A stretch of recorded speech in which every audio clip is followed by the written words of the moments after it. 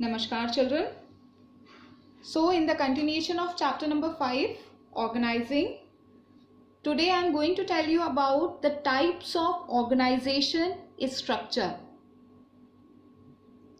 Whenever the manager is performing organizing functions, it results in formation of an organizational structure which depicts the working style of an organization.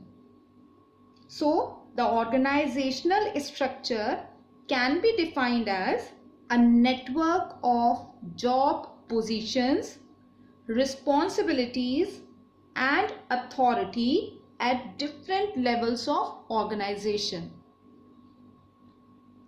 This structure shows the authority-responsibility relationship between the people working at different job positions. This structure makes clear who is reporting to whom, or who is the boss and who is the subordinate. So the type of structure adopted by an organization will vary with the nature and types of activities performed by an organization. So the organizational structure can be classified under two categories which are given. The first one is the functional structure and the second one is divisional structure. Okay, so first we see here, you can see that the functional structure is basically based on the functional specialization. Here the departments are divided into or you can say that according to the functions of the organization, like marketing and sales, production, finance, human resource, purchasing, public relations. Okay, so when the activities or jobs are grouped, keeping in mind the functions or the job, then it is called the functional structure. The second one is the divisional structure. Here you can see that company organized by products. When the organization is large in size and is producing more than one type of product, then activities related to one product are grouped under one department. So here you can see that this company is dealing with more than one product. The CEO is there of books, the CEO is there that is of periodicals, CEO of stationery, CEO of music and movies. Okay, so different products are there, different types of services are there which the company is providing. Okay, in this situation the divisional structure is good. So first we see in an elaborate term, we will see that what is the meaning of the functional structure, what are its advantages and the demerits of functional structure. So here is functional structure.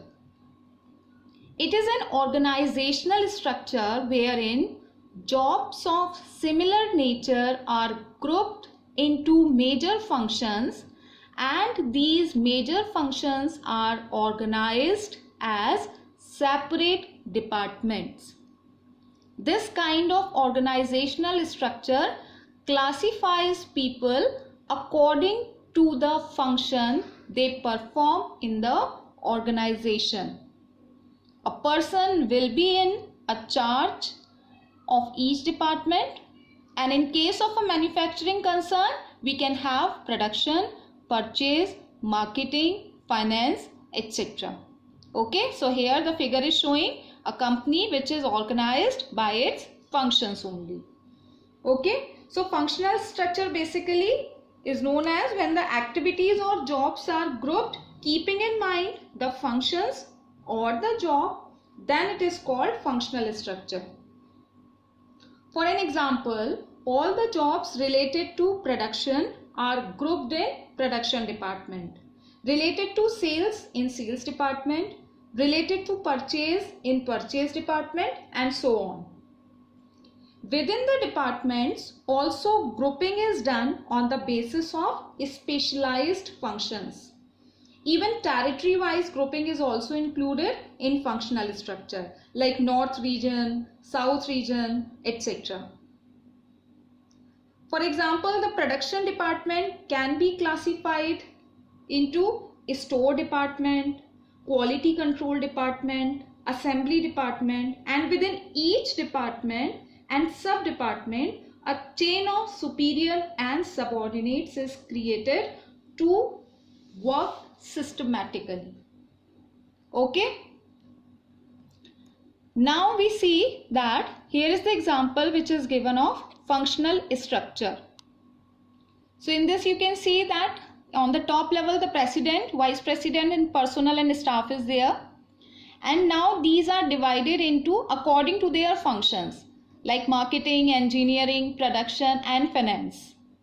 And each department is again further classified into sub-departments. Fine. So the marketing department is having the marketing research, planning, advertising and sales promotion techniques. In engineering and administration, preliminary designs, packaging, quality control, these all tasks will be there in this department. In production department, production planning, purchasing, tooling and general production will come. And in finance, same thing is there like the financial planning, budget, general accounting, cost accounting, these all will be included. So we can say in functional structure, a major department can further be divided into minor departments.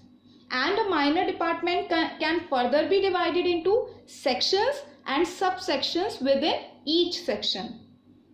Work can be organized from top to bottom by assigning the work to lower levels. Okay, here is one more example. A truck manufacturing company has its registered office in Delhi, manufacturing unit at Gurgaon and marketing department located at Faridabad. The company manufactures different types of trucks. In this case, the company should adopt functional structure. Since it manufactures trucks only, means the company is dealing in a single product. The company has separate departments like manufacturing unit which is there in Gurgaon, marketing and sales department situated in Faridabad and etc. Here the size of the organization is large and it has diversified activities and operations like purchase, production, sales, marketing and so on, and this require a high degree of specialization. So it should adopt functional structure. Okay, functional structure means it refers to that organizational structure which is formed by grouping the activities and people on the basis of function. It is an organizational design that groups similar or related jobs together. All related work of one kind is placed in one department under one coordinating head. Each major function of business is organized as a separate department. Okay, so this is the basic term of functional structure. Now the advantages and the limitations of functional structure you will read in advance, and in the next session we will start with the same topic.